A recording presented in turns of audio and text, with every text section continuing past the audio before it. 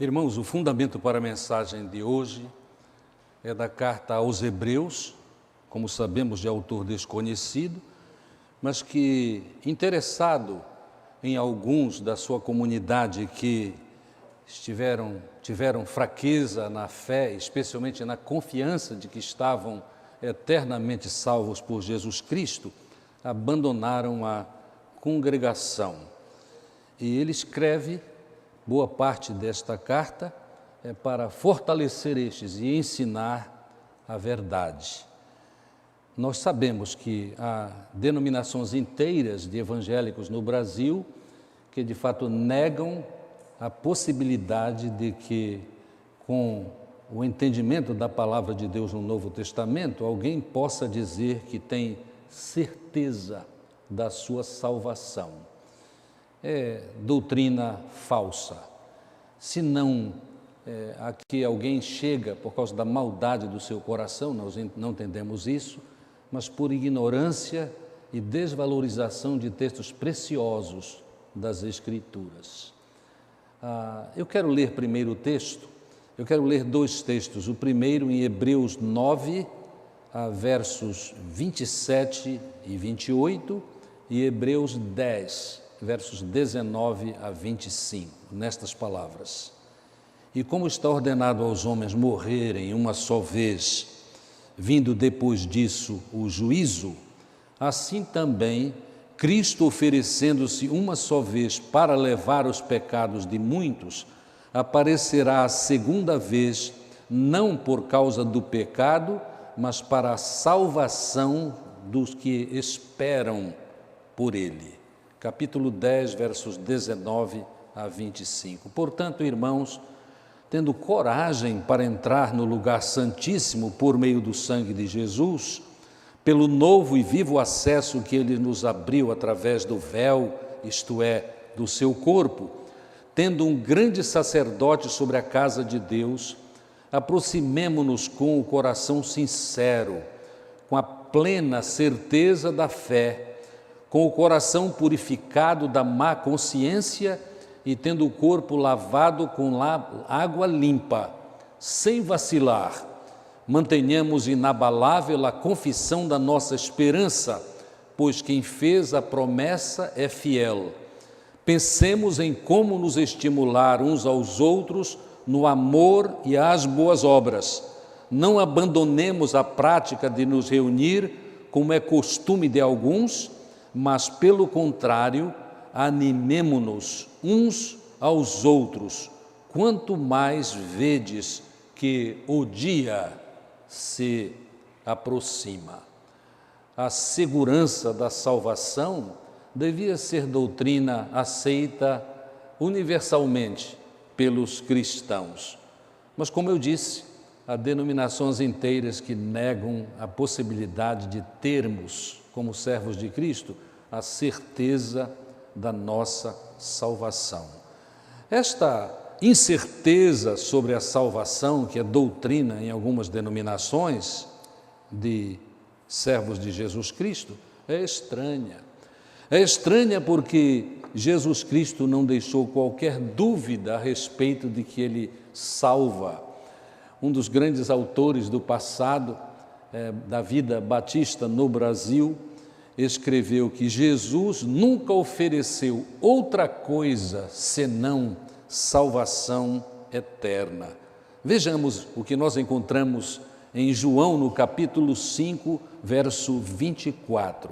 Jesus diz assim: em verdade vos digo que quem ouve a minha palavra e crê naquele que me enviou tem a vida eterna e não vai a julgamento, mas já passou da morte para a vida. Jesus já passou da morte para a vida. É assunto concluído. Creu na palavra de Jesus, tem a vida eterna. E para confirmar ainda, como se necessário fosse, João, no capítulo 10, versos 27 e 28. Lembrando aos irmãos que esta palavra de Jesus Cristo, que eu vou ler, ocorreu quando na festa da dedicação, estando em Jerusalém, o texto desce a um detalhe muito interessante, era inverno, Jesus estava andando pelo templo no pórtico de Salomão, os judeus o rodearam e perguntaram: até quando nos deixarás em suspense? Se tu és o Cristo, dize-nos abertamente. E a palavra de Jesus é a seguinte: eu já vos disse, mas não credes. Verso 25. As obras que eu faço em nome de meu Pai dão testemunho de mim, mas vós não credes, porque não sois das minhas ovelhas. Mas as minhas ovelhas ouvem a minha voz, eu as conheço e elas me seguem. Dou-lhes o quê? A vida eterna, e jamais perecerão, e ninguém as arrebatará ou arrancará da minha mão. Mas, amados, eu disse, e é verdade, que na carta aos Hebreus, o autor quer fortalecer aqueles que tiveram uma crise de fé, experimentaram uma insegurança. É possível que mesmo alguns de nós, servos de Jesus Cristo, seguros da nossa salvação, no momento de crise, tenhamos nos perguntado a nós mesmos: mas é verdade mesmo que nós podemos estar seguros? E é para estes que passaram ou continuam passando, vez por outra, por uma crise de fé, que este texto de Hebreus vem ao nosso socorro, porque o texto nos ensina duas coisas importantíssimas para que sejamos fortalecidos na nossa confiança, de que uma vez tendo aceito Jesus pela fé como nosso Senhor e Salvador, a nossa salvação eterna foi inaugurada. E estas duas coisas são, em primeiro lugar, o que nos é apresentado nos versos 19 a 21. Nós somos fortalecidos quando nós nos lembramos dos privilégios que temos em Jesus Cristo, por termos fé no Senhor Jesus Cristo. Eu vou reler os versos 19 a 21 para confirmação antes dos comentários. Portanto, irmãos, tendo coragem para entrar no lugar santíssimo por meio do sangue de Jesus, pelo novo e vivo acesso que ele nos abriu através do véu, isto é, do seu corpo, tendo um grande sacerdote sobre a casa de Deus, Aqui, então, nós temos algumas coisas que é importantíssimo sabermos para ter confiança em Jesus, que faz a promessa para nós, para aqueles que cremos, de salvação eterna.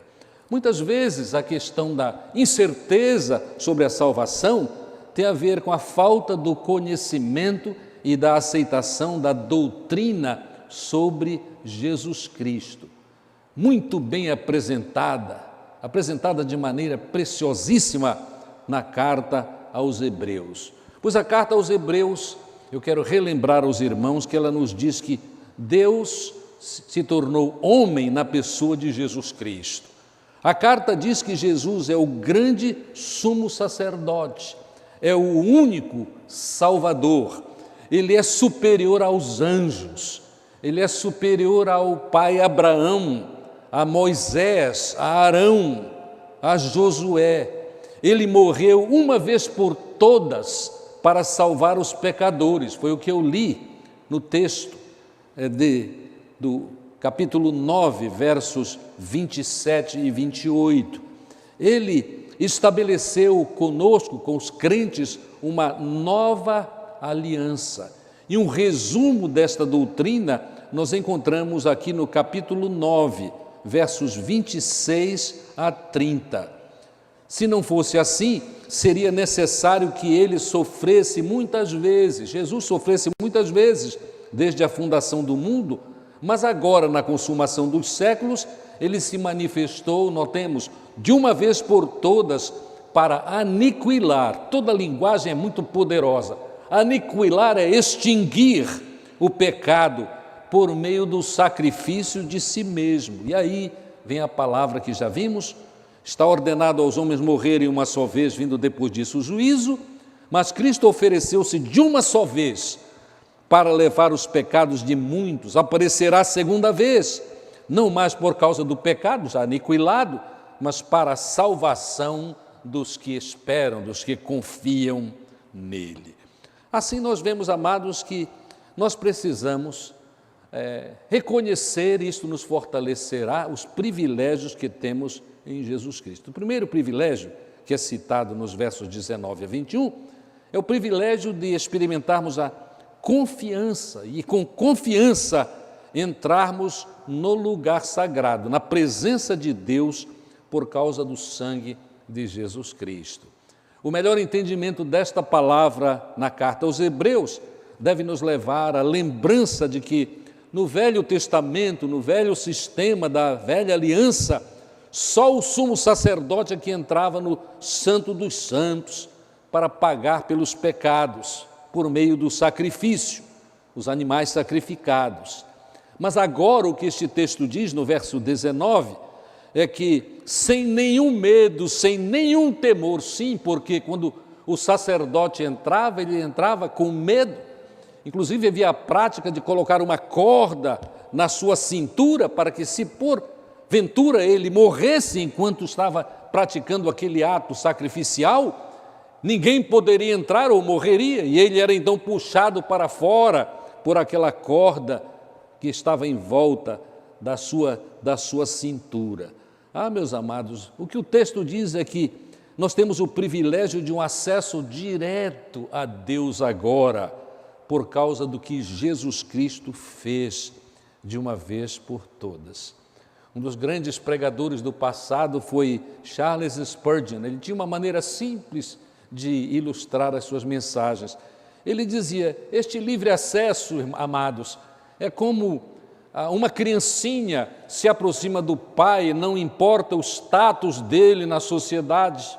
Ela vem à presença do pai com toda a simplicidade, com toda a alegria, absolutamente livre, sem nenhum temor, porque já tem experimentado o amor de seu pai. Mas este mesmo texto que nos diz que nós devemos ter a coragem de entrar no lugar santíssimo por causa da obra de Jesus Cristo, por causa do sacrifício de Jesus Cristo, diz também, pelo novo e vivo acesso que Ele nos abriu através do véu. Véu aqui é uma representação do próprio corpo de Jesus Cristo. Nós devemos estar lembrados que Mateus 27, 51 diz que quando Cristo morreu e se entregou ao Pai, o véu do templo se rasgou. Esta figura nos deve lembrar desta realidade, isto é, o véu que separava o Santíssimo do lugar santo no santuário se rasgou. Isto quer dizer que agora o acesso está absolutamente livre e ele é um acesso direto. Mas o texto continua dizendo, agora, verso 21, temos um grande sacerdote sobre a casa de Deus. E este grande sacerdote, especialmente o qualificativo, o grande, quer dizer um soberano sacerdote. Soberania tem a ver com ele controla e dirige o seu povo, ele dirige a nossa vida, pois ele é o nosso Senhor. E nesta relação que temos com ele, como soberano Senhor da nossa vida, apesar de toda a magnitude desta expressão, significa que nós podemos nos sentir garantidos por ele, porque ele é soberano, ele é quem manda, e ele já mandou, e Jesus cumpriu tudo, e nós agora temos este privilégio. Também, quando este texto diz que nós temos um grande sacerdote sobre a casa de Deus, nós não devemos imaginar casa de Deus como o santuário, ou aquilo que nós chamamos às vezes de santuário hoje, porque não há mais santuário hoje, não é? A casa, o lugar onde nós nos encontramos não é santuário. Nós tivemos um pastor nesta igreja que gostava muito de enfatizar isto, que este lugar onde nos reunimos não é santuário, santuário somos nós. O nosso corpo é habitado pelo Espírito Santo de Deus. Se alguém não tem o Espírito, esse tal não é dele. Então, nesta confiança que temos, nós devemos lembrar também que nós somos habitados por Deus. A palavra de Deus diz assim: e faremos nele morada, no que crê morada, e ninguém os arrebatará da nossa mão, plural divino. Isso tem a ver com o fato de que o Espírito Santo de Deus habita em nós. E por isso, o nosso acesso ao Pai é completo e podemos ter e experimentar total segurança. Então, são estes os nossos privilégios em Jesus Cristo. Quem lê a palavra de Deus e medita na palavra de Deus tem muito mais segurança a respeito da sua salvação. Algumas vezes, especialmente quando em crise, nós temos crises sérias de fé e de confiança na nossa salvação, porque abandonamos meditar e orar ao Senhor em agradecimento por esta experiência tão real. Então, a primeira coisa que nos fortalece no entendimento de que estamos sim salvos, e salvos eternamente, apesar do nosso pecado. Lamentavelmente ainda pecamos, mas todos os nossos pecados, isto é o escândalo da graça, sobre o que escrevem tantos bons autores, especialmente agora também na língua portuguesa. O escândalo da graça é que os nossos pecados do passado foram perdoados e os nossos pecados do futuro estão perdoados, porque a obra de Jesus é completa. Ele morreu de uma vez por todas. A lembrança desta verdade revelada na palavra de Deus devia ser mais do que suficiente para estarmos garantidos, para vivermos nesta fé, seguros da nossa salvação. E esta segurança da salvação jamais nos levará a relaxar as disciplinas e cuidados espirituais para que continuemos fiéis ao Senhor. Aliás, é esta a mensagem poderosa do apóstolo Paulo, quando escrevendo no capítulo 6 de sua carta aos Romanos, escreveu assim, tem a ver com este tema: nós vamos permanecer então no pecado para que a graça de Deus, o favor não merecido de Deus, seja ainda mais abundante? A resposta, lembremos-nos, é: de modo nenhum. Nós que já morremos para o pecado foi aniquilado quando nós morremos para o pecado. Como nós viveremos ainda nele? Ou vós ignorais que todos nós que fomos batizados em Cristo, fomos batizados na semelhança da sua morte? Nós fomos sepultados com ele na morte pelo batismo, para que, como Cristo foi ressuscitado dentre os mortos pela glória do Pai, assim também nós andemos em novidade de vida. A segurança da salvação não faz com que abandonemos as disciplinas e sigamos as orientações de Deus, absolutamente. Mas o reconhecimento daquilo que somos em Cristo, por causa do que Ele fez e por causa de já o termos aceito como Senhor e Salvador, devem nos ajudar a permanecer certos da salvação. Mas há um segundo ponto importantíssimo no texto inicialmente lido, a partir do verso 22. Porque a partir do verso 22, nós aprendemos sobre que o fortalecimento nosso, na confiança, na certeza da salvação, esta certeza da salvação cresce quando nós reconhecemos também quais são não apenas os privilégios que já tratamos, mas quais são as nossas responsabilidades, porque já somos de Jesus Cristo. E o texto diz assim: aproximemo-nos com o coração sincero, com a plena certeza da fé, com o coração purificado da má consciência e tendo o corpo lavado com água limpa. Sem vacilar, mantenhamos inabalável, é tudo de segurança, né? Inabalável a confissão da nossa esperança, pois quem fez a promessa é fiel. Pensemos em como nos estimular uns aos outros por amor, outros ao amor e às boas obras, Não abandonemos a prática de nos reunir, como é costume de alguns, mas, pelo contrário, animemo-nos uns aos outros, quanto mais que vedes que o dia se aproxima. Então, a primeira coisa, neste entendimento das nossas responsabilidades, é que é nossa responsabilidade a aproximação sincera, de coração, diz o texto. A nossa aproximação a Deus, a nossa aproximação de Deus constante. Naturalmente que tudo que depende de Deus já foi feito, mas tudo que depende de nós, e depende sim da nossa decisão, inspirada pelo Espírito Santo de Deus, buscar constantemente a sua presença. E este buscar continuado, esta aproximação, tem de ser uma ação continuada. Eu já estou salvo, já estou garantido, tenho certeza disto, mas eu continuo me aproximando de Deus para ser cada vez mais purificado neste processo tão maravilhoso no qual estamos, que é o processo da santificação.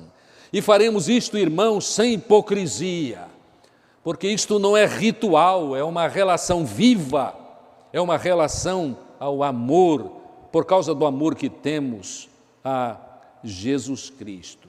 Naturalmente que duas práticas importantíssimas nesta aproximação são a oração. Oração é a prática da comunhão com Deus. Naturalmente que nós oramos publicamente, nós oramos de manhã, oramos de tarde, oramos de noite, oramos constantemente quando crescemos nesta vida espiritual, nesta relação com Jesus Cristo. Mas oração é vida, é experiência de vida com Deus. E também nós crescemos nesta aproximação no conhecimento e na aplicação obediente da palavra de Deus à nossa vida. Com certeza de fé deste texto, certeza de fé, aproximemo-nos do coração sincero, a afirmação com plena certeza de fé. Isto tem a ver com sem duvidar, sem duvidar. E sem duvidar, lembremos-nos, porque Deus recompensa quem o busca. Aliás, aqui no capítulo 11, no verso 6 está escrito assim: sem fé é impossível agradar a Deus. É necessário que quem se aproxima de Deus creia que Ele existe e recompensa aqueles que o buscam. Há sempre uma recompensa especial, e esta recompensa especial é a comunhão crescente, a comunhão viva, poderosa, que traz resultado na vida daquele que assim age. A aproximação assim, amados, independe de onde estamos. Há pessoas que estão apenas iniciando a sua peregrinação de fé e ainda tem aquela ideia tão tola, sim, é assim, não há o que mais dizer sobre isso, aquela ideia de que, para me aproximar de Deus eu tenho de ir ao lugar onde a igreja se reúne, que alguns chamam de santuário. Santuário não é, santuário somos nós, como já vimos. Alguns, há muito tempo, imaginam que, para me aproximar de Deus, eu preciso estar num lugar alto, vou ao monte, ou subir o monte, né? Falsos profetas no nosso tempo falam muito isso, vamos subir o monte, né? Vamos lá, seremos abençoados. E alguns, naquele desejo, naquela prática de exploração, lá nós tomaremos água que foi trazida do Rio Jordão. E, curiosamente, muita gente crédula, e por que não dizer, e sem desrespeito, ignorante do que é a palavra de Deus e do que é relacionamento, cai nesta. E indo lá, naturalmente, a água do Jordão não é de graça, é paga. E porque é do Jordão é valorizada, é tão valorizada quanto o óleo santo, que é vendido para quem é tolo. Certa feita eu fui a uma livraria aqui da nossa cidade E na livraria eu estava procurando um livro específico, mas não existia o livro. Havia, na época, muito pouco livro aqui nas nossas livrarias, esses livros mais importantes sobre teologia, mas eu observei que havia muitos frascos, pequenos vidros com óleo santo. E eu observei, porque era assim, estava escrito, que alguns óleos do lado esquerdo eram mais baratos do que os óleos que estavam à direita. A cor do vidro era diferente. E eu não pude resistir à curiosidade, e eu perguntei então para uma das vendedoras: olha, eu estou vendo aqui que tem óleo santo. E eu noto que esses da esquerda são mais baratos do que os da direita. Qual é a razão, qual é a diferença disso? E ela então muito livremente disse assim: é o seguinte, Senhor, estes óleos da esquerda ainda não foram santificados, mas estes da direita já foram abençoados. Naturalmente eu parei de interpelar, mas veio à minha mente a ideia: quem foi que santificou? Quem foi que santificou? Foi algum falso profeta que santificou. Bem, irmãos, nós precisamos entender que o nosso fortalecimento ocorre, fortalecimento na fé, a nossa segurança da salvação cresce muito quando nós praticamos o que devemos praticar, entendemos as nossas responsabilidades e agimos. Temos interesse em nos aproximar de Deus e, de fato, nos aproximamos mais ainda de Deus por meio da comunhão com Ele, prática da oração, estudo e obediência à palavra do Senhor. Mas o texto diz assim: com o coração purificado da má consciência e o corpo lavado com água limpa. Isto está no verso 21, na segunda parte. Esta linguagem de corpo lavado, água limpa, tem a ver, é uma referência ao sacerdote quando ele era iniciado nos seus trabalhos, para cuidar do seu ofício. Literalmente, na velha dispensação do Velho Testamento, o sacerdote, quando era inaugurado nestes serviços, ele era borrifado com sangue dos sacrifícios e lavado com a água limpa, sinal, naturalmente, de purificação. Precisava estar purificado para cumprir a sua função sacerdotal. Em referência a nós, este texto quer dizer o seguinte: nós crentes precisamos reconhecer que nós já fomos purificados, os nossos pecados já foram perdoados, nós estamos limpos de toda a maldade, porque o sangue de Jesus Cristo nos purifica de todo pecado. Estamos puros para servir ao Senhor e neste serviço experimentar cada vez mais segurança nele. No verso 23 da leitura inicialmente feita, nós temos a seguinte palavra: sem vacilar, mantenhamos inabalável a confiança da nossa esperança. Confiança da nossa esperança, pois quem fez a promessa é fiel. Esta confissão da nossa esperança tem a ver com a confissão inicialmente feita. A confissão inicialmente feita quando aceitamos Jesus Cristo pode ser a confissão que nós encontramos, por exemplo, na carta de Paulo aos de Roma, no capítulo 10, versos 9 e 10. Confissão simples, comum, é a confissão que fazemos em nossas próprias palavras, na nossa própria experiência, mas que o apóstolo Paulo colocou da seguinte forma: porque se com a tua boca confessares Jesus, é uma confissão simples e direta, Jesus como Senhor, e em teu coração creres que Deus o ressuscitou dentre os mortos, serás salvo. Pois é com o coração que se crê para a justiça, para o cumprimento da vontade de Deus, e é com a boca que se faz confissão para a salvação, porque a Escritura diz: todo que nele crê nunca será envergonhado. Isto é, ele nunca será rejeitado. Aquele que crê está garantido por Deus na pessoa do Senhor Jesus Cristo. Esta confissão, amados, já ocorreu e nós relembrados de como isto é maravilhoso, continuamos confessando.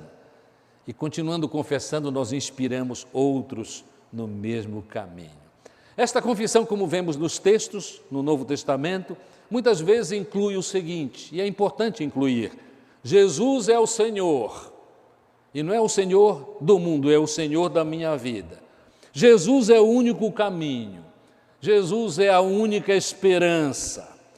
Eu preciso manter isto mediante qualquer circunstância, eu preciso manter esta confissão, inclusive na triste condição pela qual muitos passaram nos tempos bíblicos, mas que passam ainda no nosso tempo, e que não está difícil que nós voltemos a experimentar grande perseguição, grande pressão de uma sociedade ímpia. E nestas ocasiões é importantíssimo mantermos a nossa confissão, para que, certos da nossa salvação, cumpramos cabalmente a missão que Deus tem para nós durante a nossa peregrinação.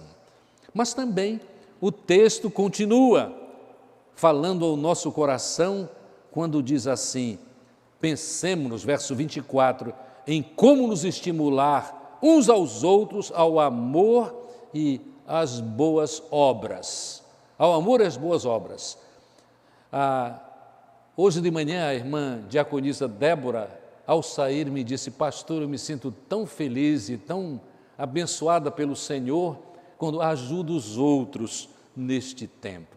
Olha, este é um privilégio de todos nós, Quando nós nos responsabilizamos por auxiliar e auxiliando a encorajar os nossos irmãos. E a beleza é que quando fazemos assim, nós ajudamos e encorajamos, mas o resultado disso é que também somos encorajados e fortalecidos. Todos nós, creio eu, temos esta experiência, que quando ajudamos, quando encorajamos espiritualmente ou materialmente os outros, recebemos uma grande bênção. São inúmeros os relatórios de testemunho de irmãos que dizem assim, quando vão encorajar alguém na sua fé, muitas vezes por causa de doença, por causa de uma crise, por causa de uma grande perda, por causa de um estado depressivo, vão encorajar e voltam encorajados, porque aquele que estava enfraquecido, com a visita se sentiu fortalecido e fez afirmações a respeito da sua confissão de fé, que inspiram, ajudam e encorajam aquele que foi visitar, foi servir para encorajar. Este é um acontecimento extremamente comum. Amados, esta questão do fortalecimento mútuo é responsabilidade geral.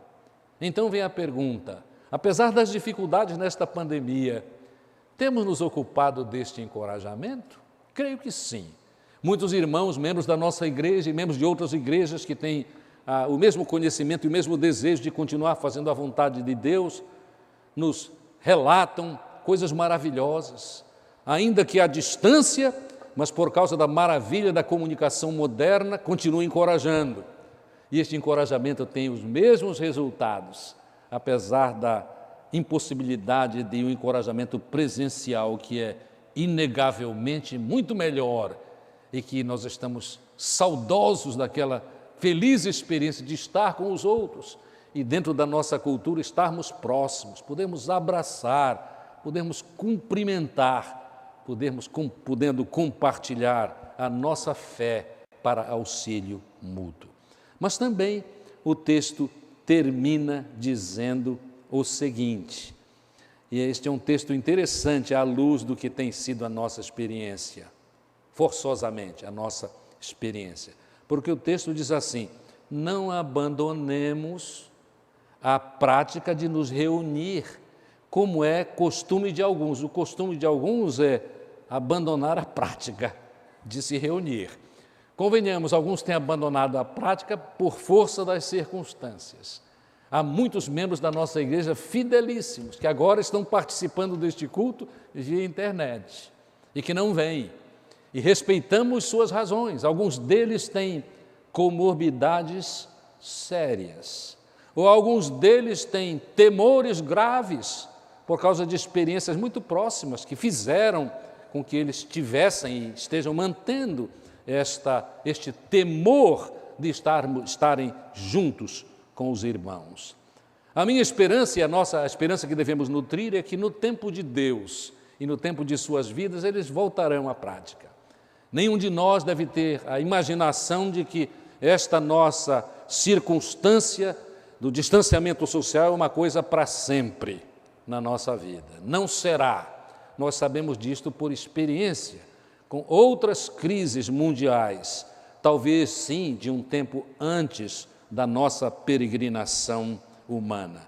Nós voltaremos à normalidade, mas a palavra de Deus quer dizer o seguinte: nós precisamos da presença e da ajuda uns dos outros para nos encorajarmos na segurança da nossa salvação.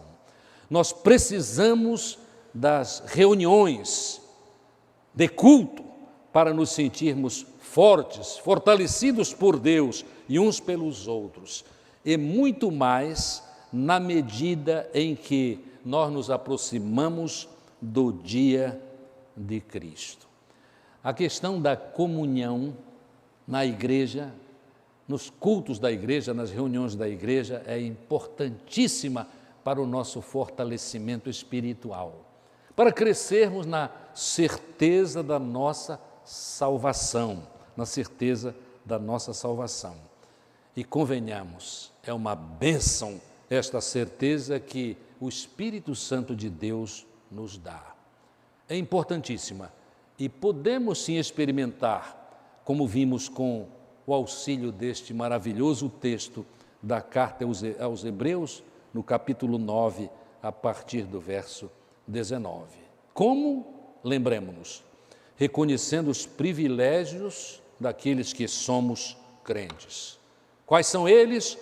Acesso a Deus por causa do sacrifício de Jesus Cristo, entendimento de que Jesus é o nosso sacerdote, capaz, pronto para liderar a nossa vida. O fato de que o Espírito Santo de Deus habita em nós e nos fortalece e testemunha de que nós podemos ter esta certeza.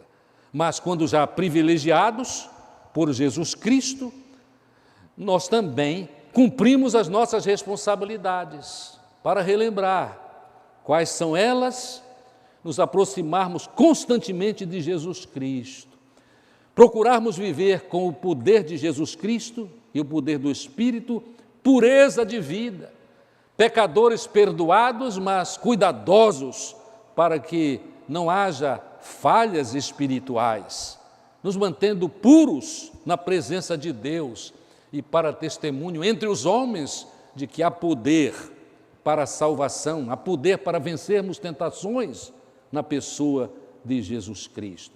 Mantendo firmes a nossa confissão de que Jesus é o único e suficiente Salvador, mas sem nos esquecer que devemos nos animar uns aos outros para que, fortalecidos mutuamente, nós tenhamos a abençoada certeza da salvação que tantos de nós, por conhecimento da palavra e experiência com Deus, já experimentamos. Sim, podemos dizer, a salvação do crente está garantida e é eterna. Quando eu era ainda menino, eu morei num bairro na cidade de Belém do Pará, chamada Jurunas, muito próximo da primeira igreja batista de Manaus, apenas 15 minutos a pé. E era o trajeto da família, pai, mãe e nós 3 filhos íamos para a igreja a pé. Mas naquele bairro havia um padre católico apostólico romano que, vez por outra, afirmava coisas de crente.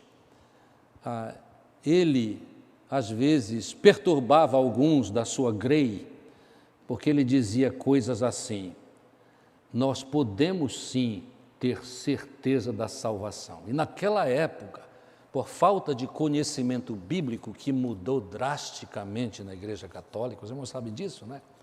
Alguns anos atrás, amados, só por um fato histórico que alguns não lembram, lamentavelmente a Igreja Católica Apostólica Romana queimava Bíblias em praça pública.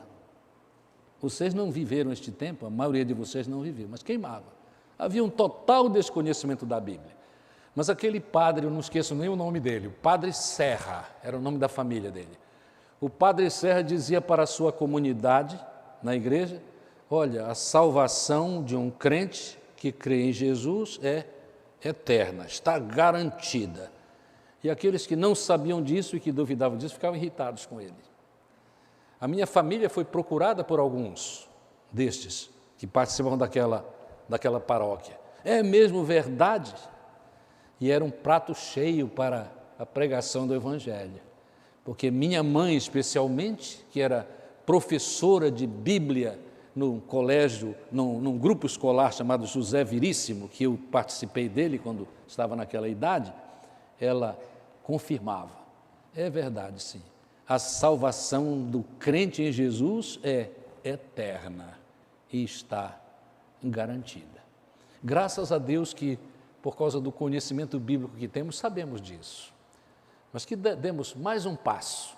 Sabendo disso, comuniquemos àqueles circunstantes nossos, aqueles com quem nós temos relacionamento, que de fato ainda não têm esta salvação garantida, porque ainda não confiaram em Jesus. Não há nenhum outro Salvador senão Jesus Cristo. Ele é, como dizíamos, naquela grande campanha de evangelização no Brasil, Cristo é a única esperança de salvação. Que privilégio nosso de termos esta certeza. Que muitos mais venham a ter esta certeza por causa do nosso testemunho de fé, por meio da nossa vida reta e temente a Deus. Que Deus nos abençoe no cumprimento da missão. Que a nossa confissão seja uma realidade, não apenas íntima, mas uma realidade constantemente apresentada em nossos ambientes de vida. Amém.